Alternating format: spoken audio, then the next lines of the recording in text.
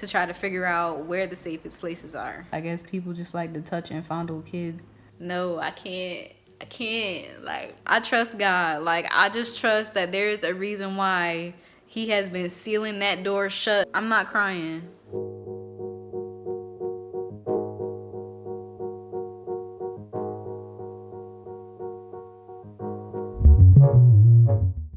So I have 7 more months left on this apartment, which means that technically, since I'm breaking the lease, yes, I decided to reach out to them and say I'm breaking the lease. So technically, I will owe them whatever 7 times 1,200 is. 7 times 12 equals what? 84. Girl, we forgot our timetables. That's not important over here. But nah, it's important. Go to school, kids. Math is important. But anyway, technically I will owe them $8,400. But because I'm ordering my steps according to what God wants me to do with my life, after I emailed the leasing agent office that I'm leaving, like, I'm gonna put in a 60-day notice. I don't even know if I'll have another apartment or a job in 60 days, but this is what I'm gonna do. They emailed me back and they said, Bree, are you aware that you're terminating your lease early? I said, yes. They said, okay, well, did you also know that you don't have to put in a 60-day notice? Like, you can just put in a 30-day notice and then go ahead in April if you want to. I was like, what, really? They was like, yeah, all that we ask is that you pay 1 more month of rent and then you're free to go. My mind was blown because I've heard horror stories of, like, leasing agents taking people to court over this stuff and all that crazy stuff. I didn't know what was gonna happen, y'all. But they said all I have to do is pay 1 more month of rent, and then that's it. I'm not obligated to pay $8,400. Nothing. Like, I'm not obligated to wait until they fill this apartment with nothing. So I'm moving out next month. 30 days. 30 days from today, I'm gonna be in Houston. I don't know where I'm gonna be. I don't know what job I'm gonna be working. Well, I'm gonna still keep the current job that I have. I currently work a remote job. I'm just I just feel blessed, happy, and excited. I don't even know what to say. All right, y'all. So I'm sitting here just a little bit stressed. Right now, I'm just trying to figure out the where. Where in Houston am I gonna live? I do not want to pay anywhere near as much as I'm paying to live in Austin, which is $1,200 a month. That's just for housing. That's not even, car, phone, electric, stuff like that. So if we can get something in the $500 to $600 area and still be living in a good and safe area, that's what I'm going for. That way I can be able to start saving that extra $500 that I would be paying up here and start putting it away so that I can start saving up for a down payment on a house, which is my ultimate goal. Here in Austin, I would never be able to do anything like that because it's so much money to live here. Like, what? It's crazy. I don't know, you gotta have a degree in tech computers and have 3 side businesses in order to buy a house here, or just to be born in a rich family. I don't have any of those things. My degree is very low paying, and I was born in poverty, so I don't have any of those types of resources. I gotta start from the ground up.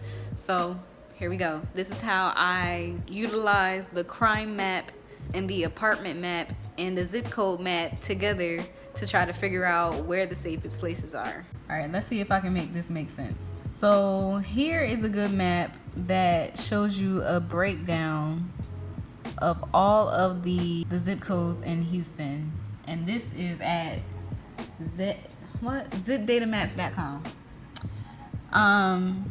Why this is useful is because it's the little the colors are opaque, so you can zoom all the way in and see the streets and stuff within that zip code.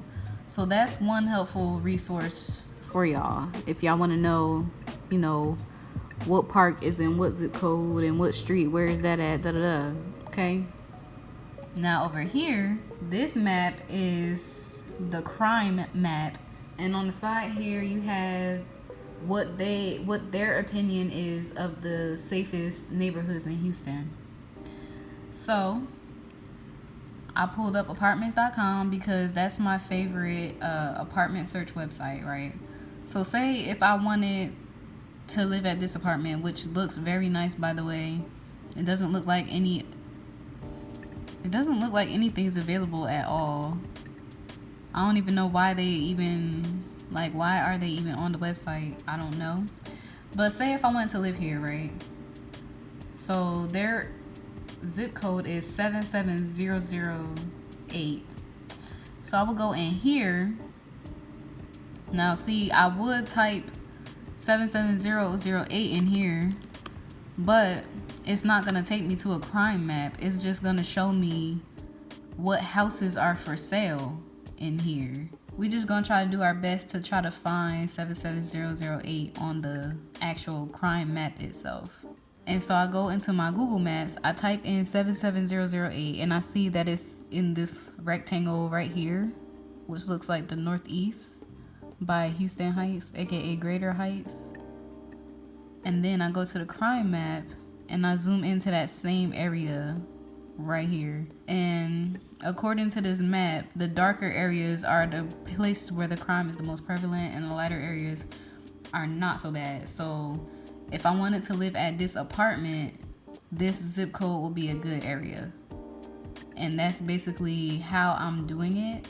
I wish there was an easier way to do it, to where I could type in that zip code and then just see, it just zoom into that area and show me how good or bad it is. But basically that's how I do it. I did try other crime maps. One of them that I tried was LexisNexis, and LexisNexis makes it seem like Houston is the worst place to live in the world. I typed Austin into LexisNexis and it didn't show any crime at all. It just showed all of the crime in Pflugerville, and I'm just like, that's not even remotely true. There's all types of rape and robbery going on in Austin, so I don't really trust that website. And then you have Area Vibes. Area Vibes to me is kind of confusing.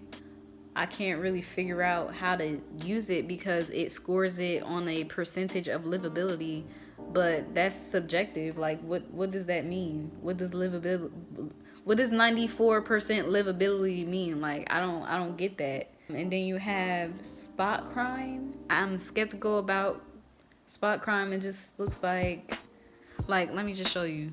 Okay, it's showing a very, very, very little bit of crime. This is Houston. This is their crime map for Houston.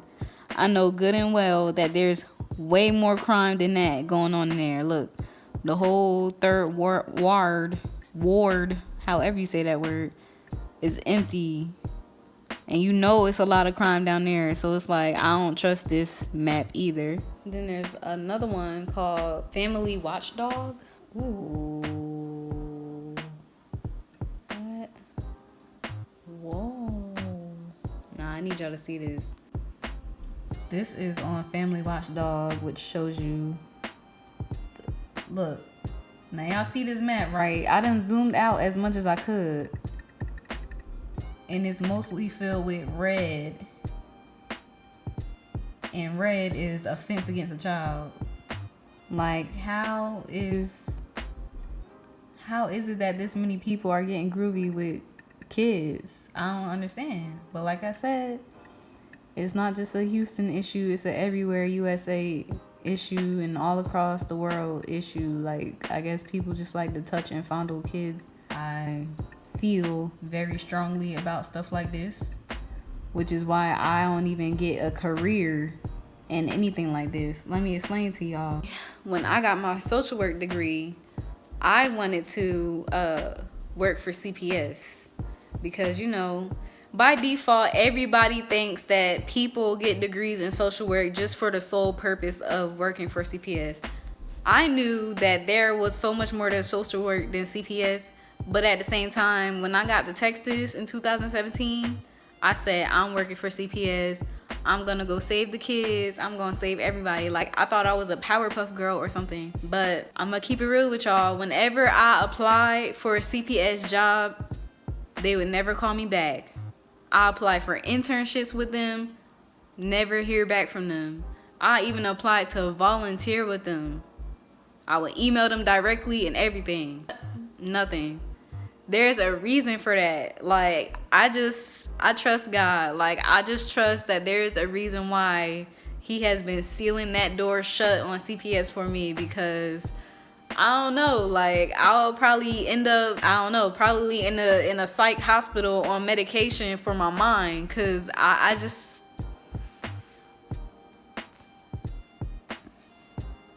couldn't do it. Like, I couldn't do it. And it just hurts me. Like, I try not to even think about how prevalent this issue is. Like, people really be out there doing it to kids. Like, how do you find yourself to be sexually attracted to children? I just don't get it. And then they out there posting, trying to propose laws to try to make that stuff okay. Is my eye watering? I'm not crying. I'm not even crying. Like, but that's how that's how passionate I am about this issue. So God already knows how I am. So he just try to keep me away from it, because I'll probably end up getting compassion fatigue really, really fast. Or I'll probably end up like, I don't know. And then the parents, sometimes they be trying to hurt the CPS social workers, because the CPS social workers, they have to go into the home at all hours of the night in all types of locations. Like, I heard of someone, a CPS social worker, who lived up in Killeen, and she had to fly to Hawaii to go rescue a kid. Like, no, I can't. Like, I can do a lot of things, but that's one of the things that God said no. So I'm gonna listen. So yeah, guys, I'll just be here looking for an apartment in the $500 to $600 range, and y'all wish me luck. One of the main questions that is asked is why? Why? You just got here, you just started your business. Like, why? And it just feels like